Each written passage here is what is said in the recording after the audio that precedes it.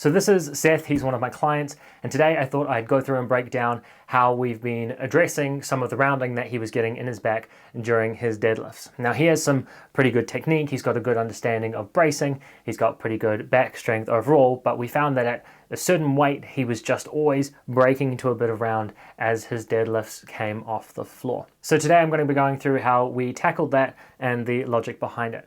Now this is the first in a series of longer videos that I wanted to make that going a little bit more in depth into things to show you guys the sort of reasoning behind different programming decisions and different variations I use and that sort of thing as well, so that you can hopefully understand this and apply it in your own training. So if you like this style of video and if this is helpful to you, then please like it and comment below so that I can keep making more of these. Now a quick note on rounding your back during your deadlift. Your back does not have to be perfectly straight when you are deadlifting. It is totally okay to have a bit of round, especially in your thoracic, or to be slightly extended. It really just depends on what's comfortable for you, what's strongest, and what you're going to tolerate most. But generally speaking, we don't want to be like rounding our back as we're going through the deadlift, having it rounding while it's under load. People are generally going to tolerate that less, and it's a little bit harder on the tissues. But if you'd like to hear some more on the whens and when nots of rounding, let me know in the comments, because I'm totally happy to do a deep dive like this, but just specifically on how to use rounding in your deadlift. So first, we're going to go through what your back is actually doing when you're deadlifting. So pretty much all of the musculature that's actually moving any weight is in the lower half of your body, and the bar is sort of, via your arms tied to your shoulders at the top end of your torso. And so your glutes and your hamstrings are pulling really hard on your pelvis to try and pull your torso upright and therefore kind of scissor lift you open and move the weight up. And so the main thing that your torso and your back is doing is it's transferring all of that force that your glutes and your hamstrings are producing and helping to create a nice rigid structure to transfer that to your shoulders where the weight is tied to. And so that is why it is hard not to round when you're deadlifting, is because the bar's trying to stay where it is, your hips are trying to stand your torso up, and your back's in the middle, and if it's not strong enough, it's just going to bend and give way to that. And so through a combination of all of the muscles that help to pull your spine straight, your spinal erectors, your lats, multifidus, a whole bunch of other stuff in there, and then you being able to breathe, embrace, and create some intra-abdominal pressure to help sort of pressurize your soda can of a torso, that's going to help you to keep rigid and to transfer that force from your hips all the way up until your shoulders. But everyone at a certain point is going to reach the limit of how much force that we can be putting into that before it sort of gives in and neither the muscular strength nor the bracing is holding it straight anymore. Now, how difficult it is for your back to stay straight during the deadlift changes throughout the lift. And sort of based on these two things. One is the amount of force that your back needs to be able to overcome is based on not just the weight you're using, but also the acceleration. So at the beginning of the lift, when the bar is stationary and we're trying to get it up to speed, we're going to have to produce a lot of force, and that back's going to have to transfer a lot of force from your hips to your shoulders in order to help get that bar up to speed. And the second thing is going to be the angle of your torso throughout the lift. And this is going to change something called the moment arm. So I've got handy dandy whiteboard here. We'll pick a red pen. So at any point in the lift, the moment arm and how hard it is for each part of your back not to round is dependent on the horizontal distance from that point in your back to what we're going to call a line of force, which is basically where the weight is. So gravity is acting down, or at least it is most of the time. And so the perpendicular distance to that, in this case it's going to be horizontal because gravity is down, is going to be the moment arm. So when the bar is at the bottom and your back is quite leant over, this point in your lower back here is like super far away from where the bar is. So this has got quite a large moment arm. As you stand that up, the bar is going to, well, actually it's your hips moving towards the bar. Your hips are going to move towards the bar, and that's going to progressively shorten this distance. And this is also why we often see the lower back rounding, because this distance is going to be, imagine if you have like all of your vertebrae up through here, each of these have their own moment arm. So the last few vertebrae in your lower back are going to be the furthest away from this. Stuff like your mid and upper back just have a shorter moment arm all the time, so it doesn't take as much force. Now the lower back then also has like some huge musculature there that's going to help with that, so you've got a bit of compensation for it, but in general it's going to put the most demand on this to not round throughout it. And this means that given, say, you have however much force that your back is willing to withhold, as you stand up, there's going to be less and less demand on the back because that moment arm at all of the points along your spine is going to get smaller. So if we were to sort of graph that over time, make sure you're on frame here, and we're at the bottom and we've got this really big moment arm if we're just going to the furthest point away from the back, and then as you stand up, that moment arm gets smaller, and then at the top there's still a little moment arm because the bar's not like in your back, but it's still something there. So if your back is able to withstand the same amount of force over time, but that moment arm is decreasing, that means the total weight that you could theoretically have at each point is going to increase.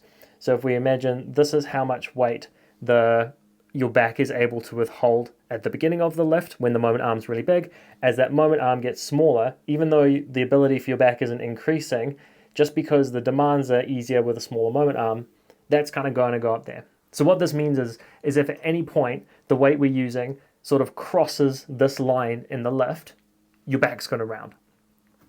Let's grab a different color. Let's go green. Give it to me.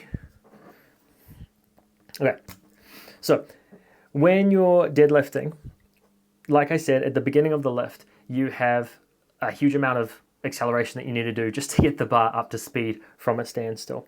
And so depending on how quickly you rip it off the ground, you're going to have this strength curve that sort of comes up like this. And then say if we were going to break into a round, like if we were going to exceed this, you'd normally come up like that, and then the force kind of stays similar throughout the lift, and then it's going to, I should probably taper that off a bit. You get the idea. It's going to taper off as you get to the top, and you're decelerating down towards the end. But here what happens is the amount of force required to get the bar up to speed is exceeding this.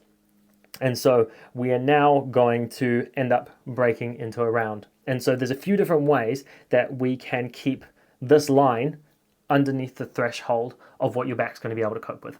And so the first of these is going to be something called slow off the floor deadlifts. And this is basically where we're going to take that initial part of the curve and we are going to just accelerate more slowly, so we're not going to be needing as much force because we're spreading it out over more time to get the bar up to speed. This is also going to reduce the absolute load using, because generally you're not going to be able to use as much load as you if you're pulling off the floor slowly. So this is something that we've been using with Seth early on. This also gives you more time to really focus on that brace at the bottom to make sure that we're keeping the bar exactly where we want it. We're not leaning too far forward and making that moment arm longer than we need to be, and make sure that that technique's really dialed in while also keeping that, that curve below it. So if we take more time to accelerate it off the floor, you can imagine these would be spaced out further here. So like this, this guy would be moved along a little bit, and this guy would be moved along a little bit because the overall lift's going to take longer. But instead of that coming up and exceeding the line, we can sort of flatten this out a little bit and not quite peak that line, and then before we lock out again.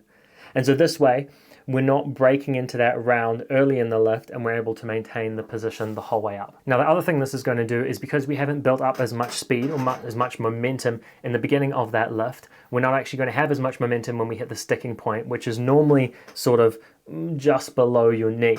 And so we're going to have to work a little bit harder to accelerate through that sticking point. So it's similar to when you do a pause deadlift and we're stopping at the knee and then deliberately working on our ability to generate force up out of that sticking point. But in this case, we're not coming to a complete stop. We're just not going into the sticking point as fast as we otherwise would. Again, if you guys want a deeper dive on sticking points and how that works, let me know below, and I will, I just want to create stuff that's helpful for you. So let me know what you need and we can create it. Now, after doing a block with the slow off the floor deadlifts, in this next block, what we're trying with Seth is something called accommodating resistance. So this is the use of either bands or chains to have a load that gets basically heavier as you pull it off the floor. So with chains, I'll chuck up a video for this. With chains, as you lift the bar off the floor, more and more links of the chain come off the floor, and so you're actually lifting more kilos depending on, however much each link of the chain weighs. Jeez, this chair is creaking. And then with bands, as you stretch out the band more, you're going to get more and more band resistance as you lift off the floor. And so what that allows us to do, again, we'll grab a different color for this. We're going to be able to use a load that's light enough that we can pull it off the floor as fast as we want, and it's still not going to exceed this threshold that we have throughout the lift.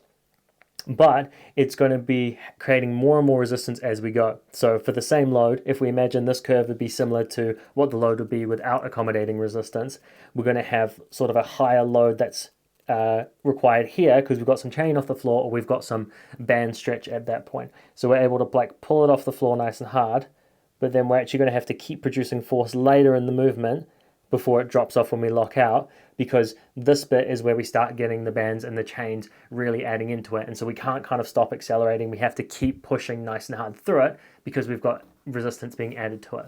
Now, the main difference between using bands and chains is that chains are going to give you like a super linear increase in the weight. So each link in the chain weighs a certain amount, and as each link comes off the floor, that's going to add, however many grams or kilos or whatever of weight. The thing with bands is, unless you have a really smooth band setup where you can anchor them quite far away, and they're going to be like nice and long and really good quality bands, the bands are generally going to increase the amount of load they produce for each distance off the floor.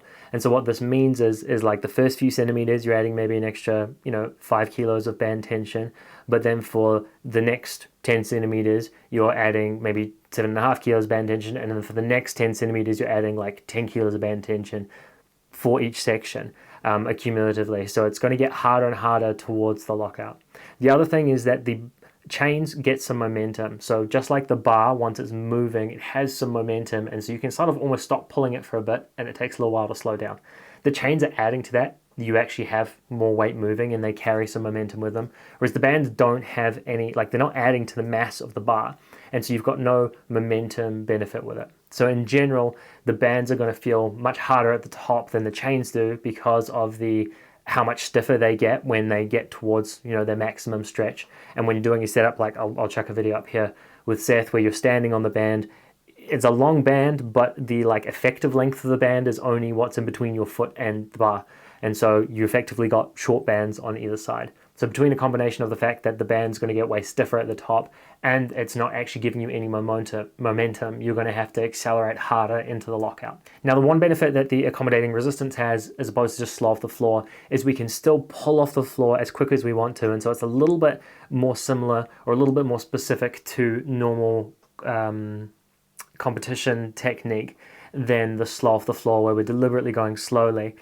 And it gives a nice hard stimulus for the lockout as well. So with the slow off the floor deadlift, like I said, you're going to have to work a little bit harder through the sticking point for the same amount of weight as if you were coming quickly off the floor. But with the bands, you're going to have to work really hard, or chains, you're going to have to work really hard all the way through to lockout. And so it's going to provide like a bit of a more robust stimulus to the other portions of the movement as well. Whereas with just the slow off the floor deadlift, it's going to be hard in the sticking point, and then the lockout's going to be pretty easy. But what both these variations are doing really well is they're not exceeding that maximum capacity of the back to stay in the position that we want it to, and not breaking into a round, so that we can actually practice doing the whole deadlift in the position rather than breaking into a round in the first few centimeters off the floor and then just having to finish the deadlift in that round. Now, lastly, what we've been doing with Seth is we have been doing some isometric holds sort of in the position that has been most challenging for him. So he normally breaks into a round not exactly off the floor, but like just a couple of centimeters off the floor. So we've been setting it up so that he lifts a bar loaded up off a mat, and that is going to get us to the height that we need to be so that we can do an isometric hold and really just provide a stimulus to his back in that position that it's finding really challenging, so that we can get some extra training stimulus there without wasting pretty much like a whole rep just doing more and more normal deadlifts. So we had a change of shirt because apparently the last few minutes of audio didn't record the first time round for this. So the other thing that these isometrics are doing is that they better stimulate and better train the connective tissues that are involved in this movement. So your tendons, your ligaments, the fascia around the muscle, those sorts of things. Now these tissues are what we call vasoelastic. So like a resistance band, when you pull it, we'll pull and then it'll keep pulling back with the same amount of force. Whereas these tissues, you pull and then they relax into it. Now, when we do a normal repetition, it doesn't have time to relax into it, so we just pull and then it kind of recoils more like a resistance band. And what happens is that when we do that, the force will normally travel through the stronger parts of the tissue and they shield the weaker parts of the tissue. It's called stress shielding. So the force or the stress will go through the tissue, the strong parts will take it, and then they'll recoil back down. And those weaker parts often don't get that stress, don't have the force going through them, and then therefore won't be stimulated by it and won't adapt to it. And so we can end up with these stronger parts getting stronger and these weaker parts just sort of being left alone.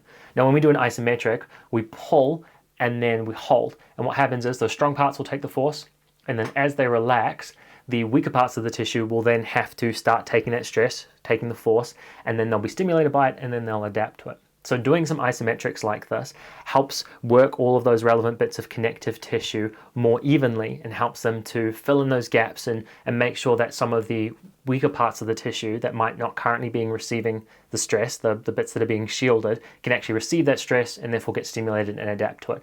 And so this is really good for the overall like tendon health and connective tissue health for, you know, all of the components of the deadlift. And so this is how we have been tackling Seth's training currently, and hopefully this has given you something that you can apply to your own training if you've had similar issues. Like I said earlier, if this has been helpful to you, please like and please comment so that I know and that I can continue to make more videos like this.